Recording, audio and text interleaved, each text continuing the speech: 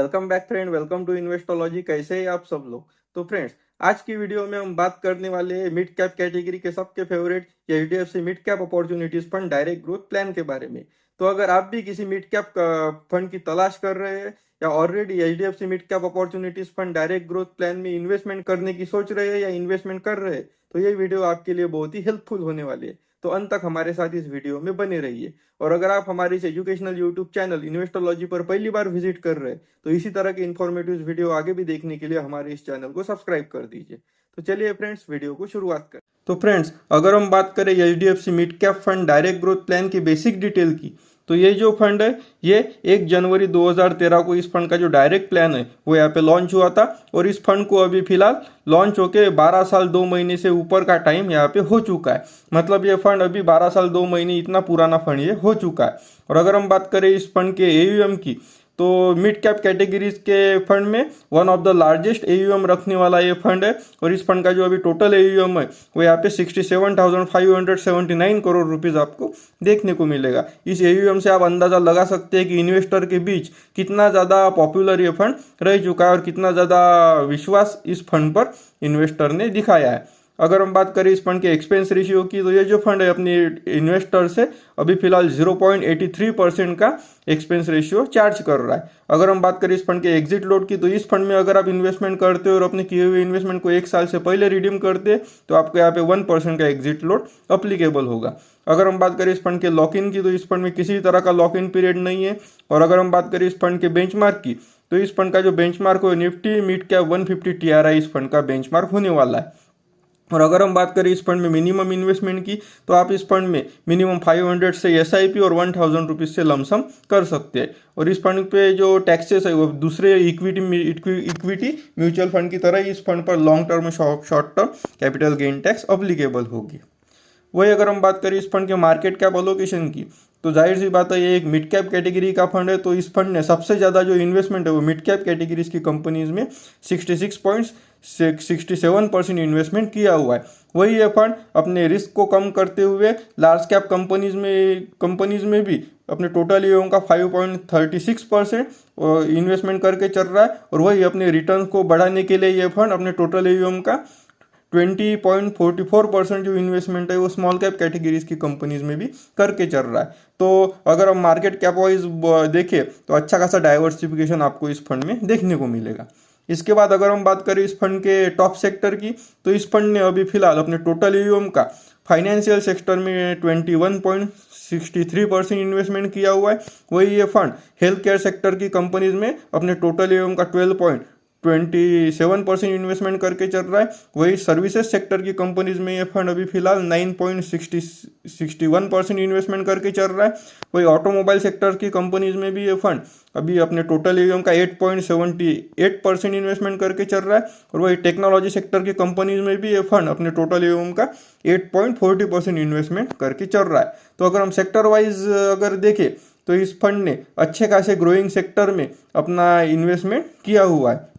आगे चल के इन सभी सेक्टर्स में अच्छे खासा ग्रो होने की संभावना यहाँ पे लगती है। तो सेक्टर लोकेशन के मुकाबले में भी आपको इस फंड में अच्छा खासा डाइवर्सिफिकेशन देखने को मिलेगा।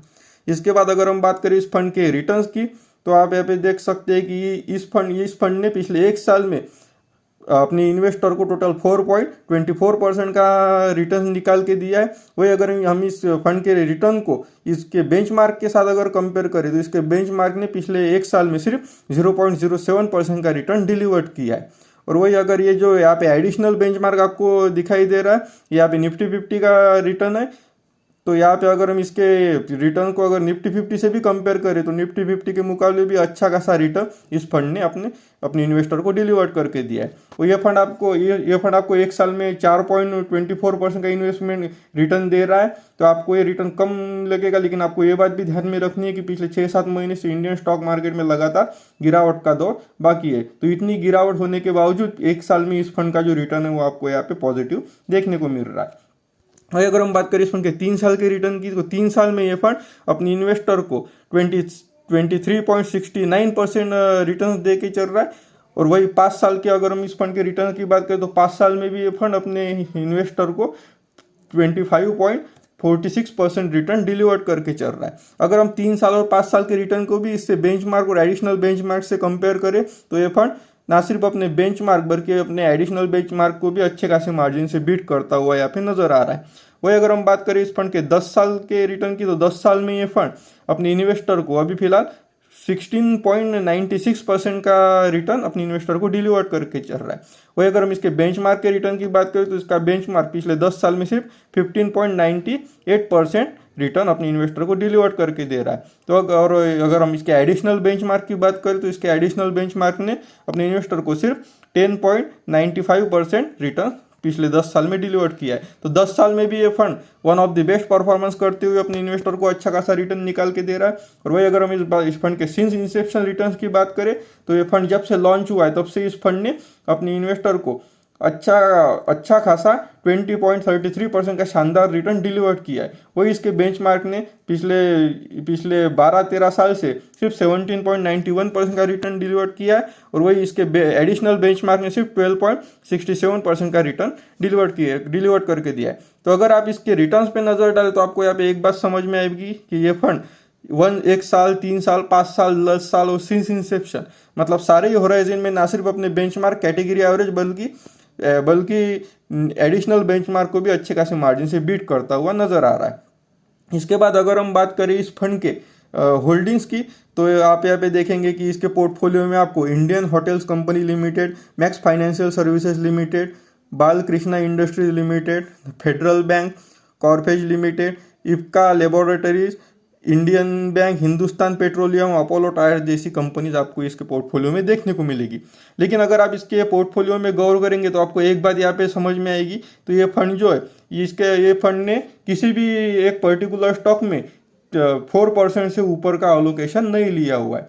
तो अगर आप इसकी ये जो मेन होल्डिंग्स है, अगर आप इसकी मेन होल्डिंग्स भी देखेंगे तो इसकी मेन टॉप 10 होल्डिंग्स में भी आपको किसी भी पर्टिकुलर शेयर में आपको 3% या 4% से ऊपर का एक्सपोजर आपको यहाँ पे नहीं दिखेगा। तो इसके पोर्टफोलियो में भी आपको अच्छा खासा डाइवर्सिफिकेशन आपको यहाँ पे देखने को मिलेगा। फंड मैनेजर ने यहाँ पे इसके पोर्टफोलियो में जितने भी स्टॉक हो इसमें इसके एलोकेशन को अच्छा खासा डाइवर्सिफाइड करके रखा हुआ है। तो फ्रेंड्स, अभी हमने HDFC mid cap opportunities fund direct growth plan का डिटेल रिव्यू किया और ये जाना कि किस तरह ये फंड एक मिड कैप कैटेगरी का फंड होने के बावजूद इतना बड़ा एयूएम हैंडल कर रहा है। और साथ ही ये फंड ना सिर्फ अपने बेंचमार्क बल्कि कैटेगरी एवरेज के रिटर्न को भी हर होराइजन में यानी 1 साल, 2 साल, 3 साल, 5 साल, 10 साल और सिंस इंसेप्शन रिटर्न्स के दौर में भी ये फंड अच्छे खासे मार्जिन से बीट करता हुआ आ रहा है। इसी वजह से ये फंड इन्वेस्टर का सबसे ज्यादा फेवरेट बना हुआ है और इसका सबसे ज्यादा श्रेय जाता है इस फंड के फंड मैनेजर को, क्योंकि आपको इस फंड में एक बात यहाँ पे देखने को मिलेगी कि जब से ये फंड लॉन्च हुआ है तब से इस सेम फंड मैनेजर इस फंड को मैनेज कर रहे हैं।